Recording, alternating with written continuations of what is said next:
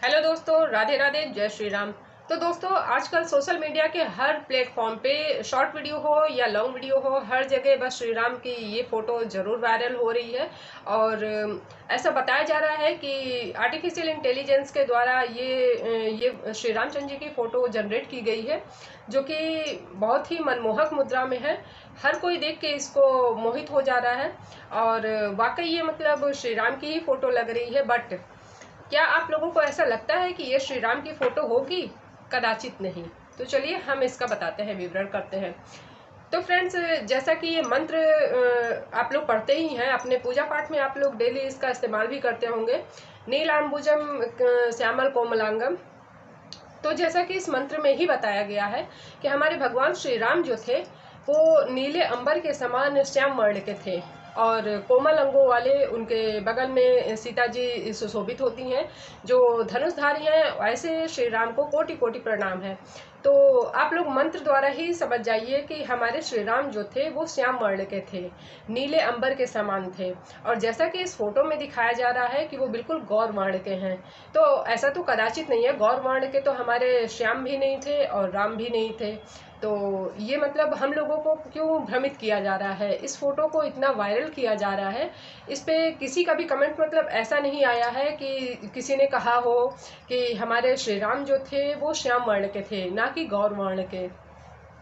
और दोस्तों, मैं आप लोगों को अपनी जानकारी बता दूं कि मैंने 5 तरह की रामायण पढ़ी है। रामचरितमानस को छोड़ के, वो तो हर घर में पाई जाती है, हर घर में ज़्यादातर लोगों के यहाँ पढ़ी जाती है। और अखंड रामायण का भी पाठ जो होता है वो रामचरितमानस का ही पाठ होता है। तो उसको छोड़ने के बाद मैंने 5 रामायणों का अध्ययन किया, जो कि लॉकडाउन का जब समय था तो तब से मैंने स्टार्ट किया अपना समय मतलब व्यतीत करने के लिए। और ज़्यादा से ज़्यादा मतलब धार्मिक ज्ञान बढ़ाने के लिए, जानकारी बढ़ाने के लिए मैंने 5 रामायणों का अध्ययन किया। गीता भी मैंने पढ़ी है, गर्ग संहिता पढ़ी है, ब्रह्म पुराण, भविष्य पुराण भी पढ़ी है। और प्रेजेंट टाइम में मैं शिव महापुराण पढ़ रही हूँ, जो कि अभी पूरी नहीं हुई है। आधे से ज़्यादा मैंने पढ़ रखी है। तो मैं आप लोगों को बता दूँ कि रामचरितमानस हो या वाल्मीकि रामायण हो, आनंद रामायण हो या कंबन रामायण हो, साउथ की भी मैंने रामायण पढ़ी है। तो दोस्तों, अध्यात्म रामायण हो या अद्भुत रामायण हो, ये सारी रामायणें मैंने पढ़ी हैं। और इन सभी रामायणों में कहीं भी ये मतलब विवरण नहीं दिया गया है कि श्री राम जो थे वो गौर वर्ण के थे। हर जगह उनके बारे में यही लिखा है कि वो श्याम वर्ण के थे, नीलाम्बुज के समान थे, यानी नीले अंबर के समान थे। उनका मतलब जो मतलब उनका शारीरिक रंग था वो मतलब नीलापन लिए हुए था, या आप एक तरह से कह सकते हैं कि सांवले थे। वो इतने गौर वर्ण के वो नहीं थे।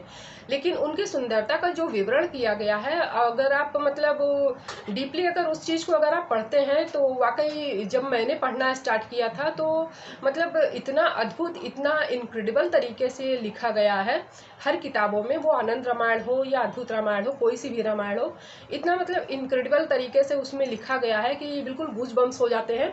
और मतलब इतना मतलब वो जो उसमें लिखावट है ना, वो लिखावट सोच के ही मतलब आदमी इमेजिन इतना कर लेता है कि वाकई कितने अद्भुत, कितने इनक्रेडिबल रहे होंगे हमारे श्री राम, या कोई भी भगवान, श्री राम हो, श्री कृष्ण हो या हमारे महादेव हो।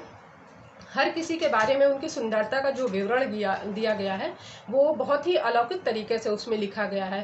तो दोस्तों, आप बताइए कि क्या हमारे श्री राम ऐसे हो सकते हैं? कदाचित नहीं।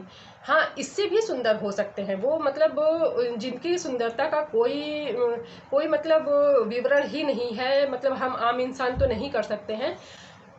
तो दोस्तों, मेरी सांस अटक रही है, इसके लिए सॉरी।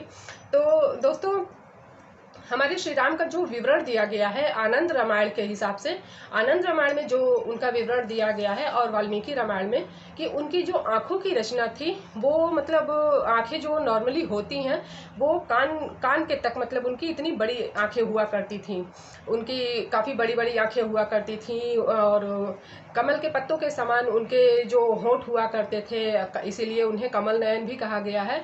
कमल के समान उनकी आँखें थीं, कमल के पत्तों के समान उनके होंठ थे। और उनकी जो भुजाएं थीं वो घुटनों तक आती थीं, इसीलिए उन्हें आजान बाहु कहा जाता है। तो दोस्तों आप लोग खुद सोचिए कि मतलब इतने भव्य, इतने इतने मतलब अलौकिक तरीके से उसमें लिखा गया है, और ये साधारण सा मतलब एक फोटो दिखा के जिसको कि मतलब कहा जा रहा है कि 21 वर्षीय श्री रामचंद्र जी ऐसे रहे होंगे, तो ऐसे कदाचित नहीं रहे होंगे, इससे कहीं ज़्यादा भव्य रहे होंगे।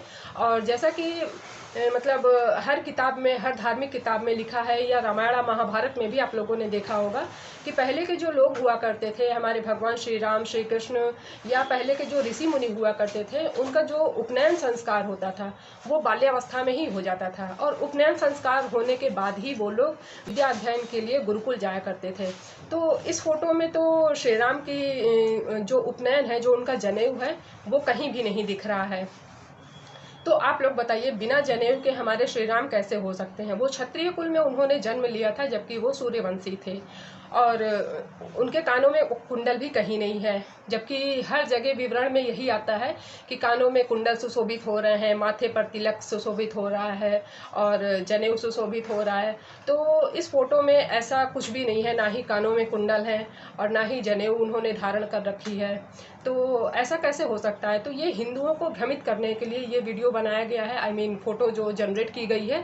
तो अब ये किसने जनरेट की है? एआई द्वारा जनरेट किया गया है, या किसी ने कंप्यूटराइज इसको मतलब बनाया है? ये तो मतलब हम मतलब मैं तो नहीं जानती हूँ, और मेरे ख्याल से आप सब भी नहीं जानते होंगे कि ये फ़ोटो एक्चुअल में आई कहाँ से है, कहाँ से जनरेट हुई है। तो आप लोग इस पे ज़रूर कमेंट करिएगा कि आप लोग मेरी बातों से सहमत हैं या नहीं। वीडियो अच्छी लगे तो please like, share and subscribe ज़रूर कर दीजिएगा। धन्यवाद। जय श्री राम।